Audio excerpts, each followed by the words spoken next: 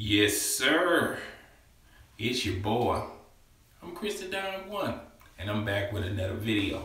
Now, breaking news. The Browns just released Joe Haden. He's a cornerback for the Cleveland Browns. He was there for like 7 years.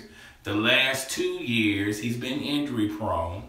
And the Cleveland Browns decided to let go of Joe Haden. Now, I'm going to talk to you guys about why the Cleveland Browns did this, what's going to be next for Joe Haden, and the possible landing spot that he may go to the Dallas Cowboys. But the Dallas Cowboys organization is concerned because of the price point. Because now, since he's out in the open market, you're going to see a lot of NFL teams that's going to offer this, that's going to try to land Joe to their team, and price is not going to be an issue because he's one of those elite cornerbacks. Okay, now let's talk about the Cleveland Cavs. The Cleveland Browns organization, why they ultimately came to this decision. Now, I don't think a lot of people know that in their office, they signed a bunch of guys that were familiar with the Major League Baseball, and they're going to use what they did in Major League Baseball to make the Cleveland Cavaliers a lot better. The Cleveland Browns a lot better, all right? Basically, they're going to do things a little bit differently to make the Cleveland Browns a lot better, because the Cleveland Browns have been going through several GMs, player of operation, couple of owners. Okay, they've been, a lot of coaches. They just haven't gravitated on a successor on that organization.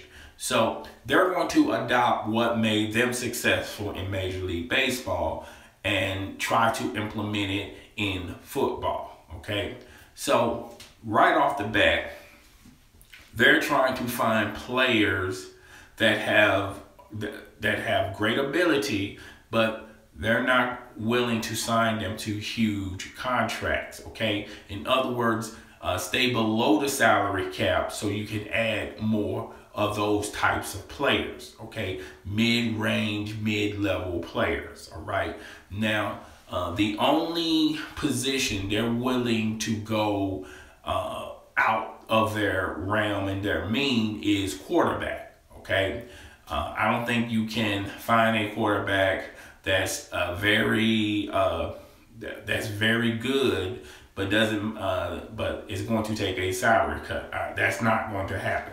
Okay, so how this implies to Joe Haden. All right, they looked at Joe Haden of not necessarily the first 5 years, but they're really looking and concerning about his last 2 years. And then they're coming at a crossroads. Should we can fork over $11 million this year for a cornerback that at the end of the day, he's not going to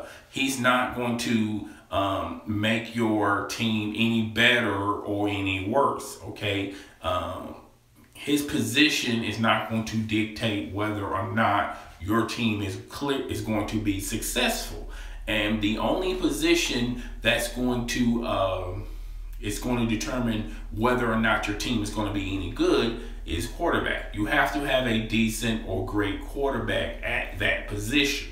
Okay, even if you had a dominating defense. Now, I know a lot of people are going to say the Baltimore Ravens did it. They had a dominating defense, and their quarterback wasn't good. But if you look at that quarterback's resume with the Baltimore Ravens, he was pretty good. Okay, was he Tom Brady, Peyton Manning? No, but he was good enough to work through the system, to work with the system, and he didn't overextend what he was not. That was not built into him. That was not built in his DNA. All right, he stayed within the system, and he didn't make a lot of mistakes. Okay, so the Cleveland Browns are looking at their roster, and they're sort of rebuilding within.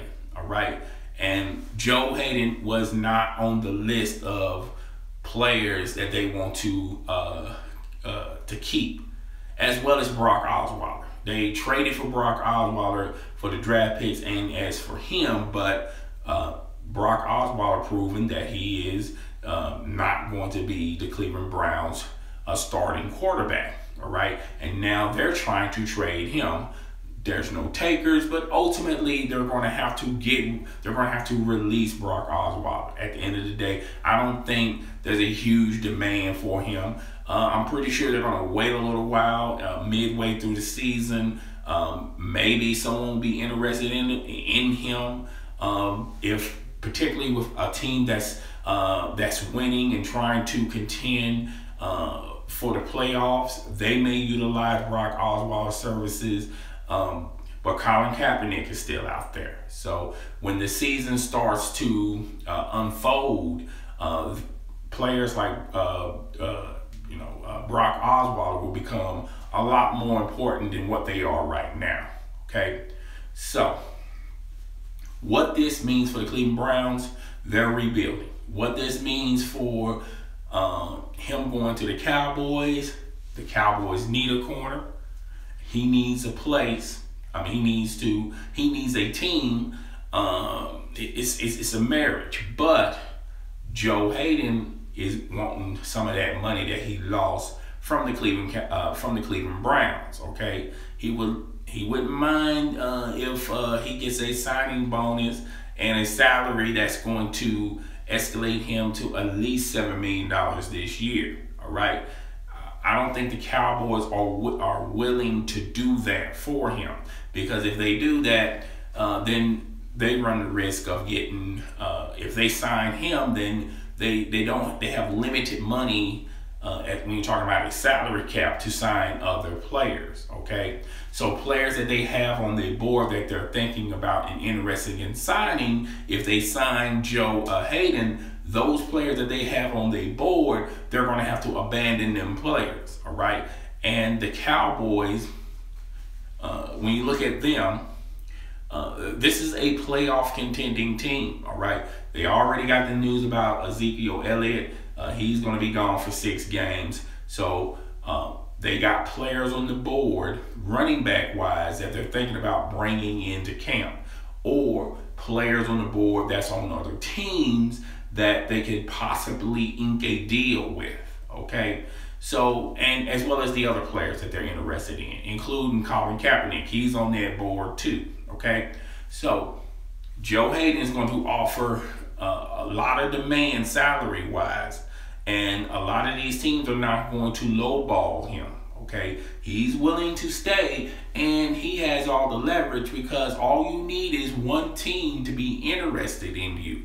Okay, that's all you need to spark leverage and other teams being interested in your services. Okay, so chances are, if he signs to the Cowboys, it's going to be it's going to be a deal where he's not necessarily getting the big bucks as of this year, but maybe when this year's over with, they can re-sign. When they get from under the Tony Romo contract, then they can re-sign him to a bigger salary. Okay, so that's going to be something like, as of right now, we can't take care of you, but next year we will definitely take care of you. Okay, and Joe Haden is going to have to come to the mindset of, okay, should I play for the Cowboys and wait to see what they're going to do for me at the end of this year,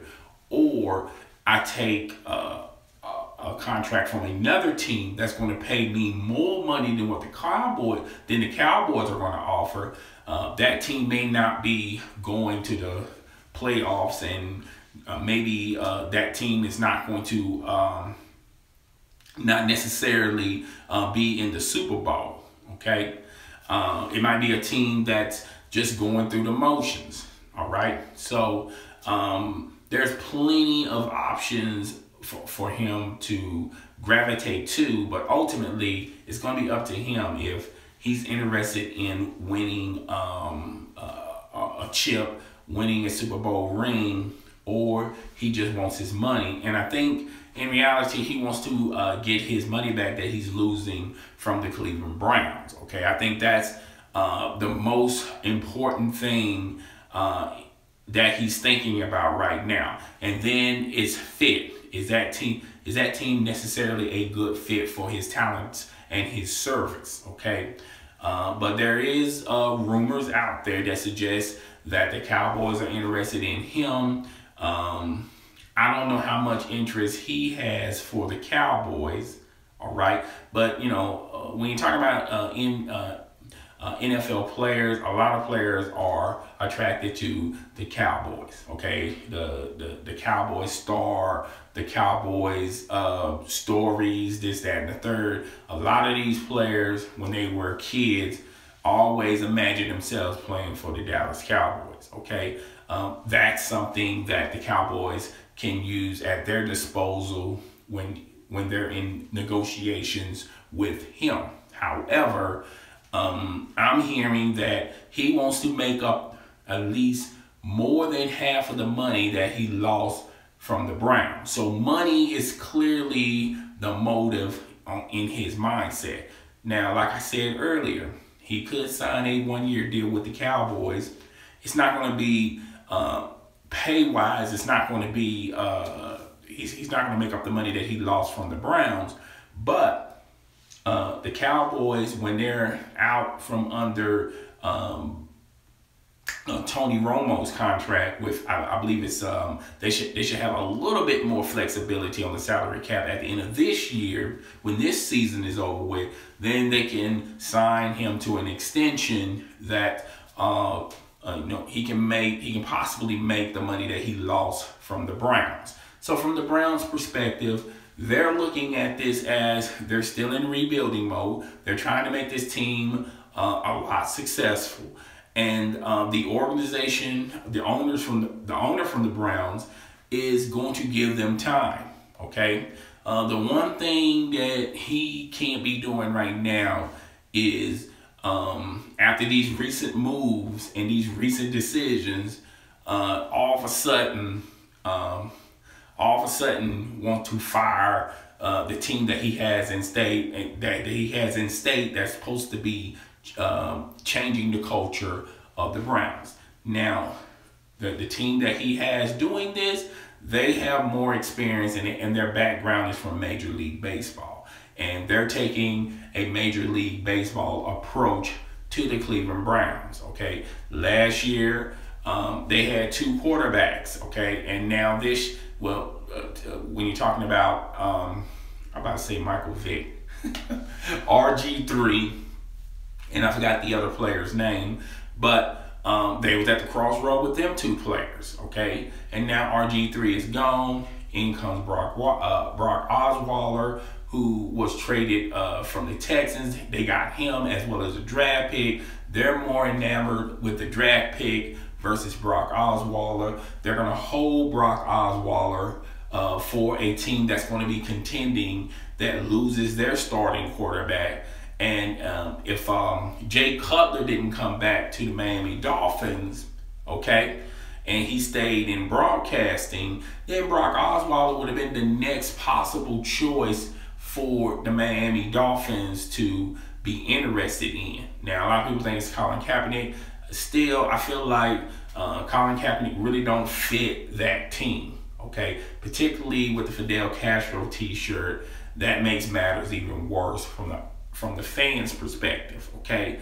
But Brock Osweiler could have been the next man up and possibly could have been traded to the Dolphins, and in return, the Dolphins give them some draft picks, okay?